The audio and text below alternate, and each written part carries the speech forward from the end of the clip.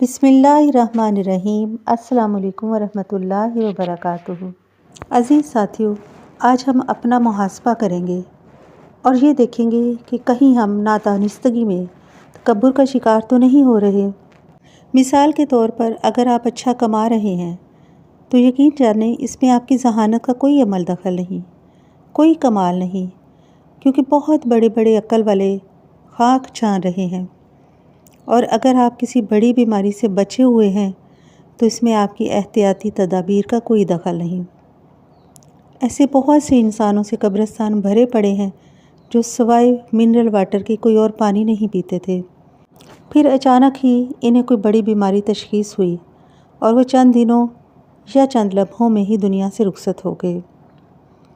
اور اگر آپ کے بیوی بچے آپ کے تابع دار ہیں، فرما بردار ہیں، خاندان میں مہذب، باحیا اور باکردار سمجھے جاتے ہیں، تو بھی آپ کی تربیت کو کریڈٹ نہیں جاتا۔ یہ سب اللہ کی دین ہے۔ نبی کیا کسی سے کم تھے جن کی بیوی نافرمان تھی اور بیٹا بگڑا ہوا تھا؟ اور شاید کبھی آپ نے یہ بھی سوچا ہوگا کہ میری تو کبھی جیب سے موبائل نہیں چھینا گیا، میں تو بہت ہوشیار رہتا ہوں، چوکنا رہتا ہوں۔ تو اس میں بھی آپ کی غلط فہمی ہے۔ یہ بھی اللہ کی مہربانی ہے کہ اس نے آپ کو چور ڈاکوؤں سے بچایا ہوا ہے۔ اور یا جن کو نپا تلا محدود رزق مل رہا ہے، ان کے بارے میں تو کبھی یہ نہیں سوچا کہ اگر یہ محنت کرتے تو کامیاب ہو جاتے، کیونکہ مجھے اللہ تعالیٰ نے وافر نعمتیں دی ہوئی ہیں، یہ اس لیے بھی کہ میں نے بہت محنت کی اور میں بہت قابلیت رکھتا ہوں، چالاکی سے کام کرتا ہوں، اس لیے رزق حاصل کرتا ہوں۔ عزیز ساتھیو، یاد رکھیے، جب تقدیر کا لکھا سامنے آتا ہے تو عقل چڑیا کی طرح اڑ جاتی ہے اور جو ہونی لکھی ہے وہ ہو کر رہتی ہے۔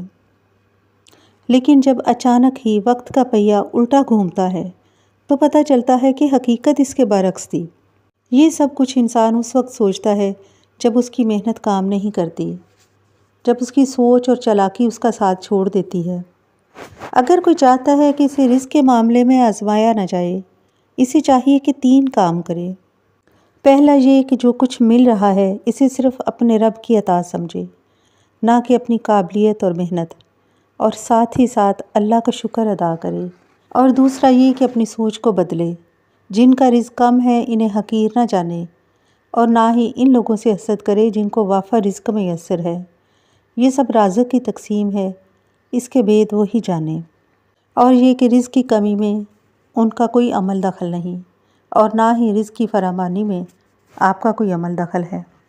تیسرا کام یہ کرے کہ جتنا ہو سکے اپنے رزق میں دوسروں کو شامل کرے، کم ہے تو کم کو شامل کر لے، زیادہ ہے تو زیادہ کو۔ سب سے زیادہ حق والدین کا ہے، اس کے بعد بیوی بچوں کا، اور دوسرے قریبی رشتہ داروں کو بھی یاد رکھے۔ بہت سے ہاتھ دعا کے لیے اٹھیں گے، برکت موسلا دھار بارش کی طرح برسے گی، جس سے زندگی بابرکت اور آسان ہو جائے گی۔ اللہ تبارک و تعالی ہم سب کو ذرہ بھر بھی غرور و تکبر سے بچائے۔ اللہ تعالیٰ آپ سب کا حامی و ناصر ہو، آمین یا رب العالمین۔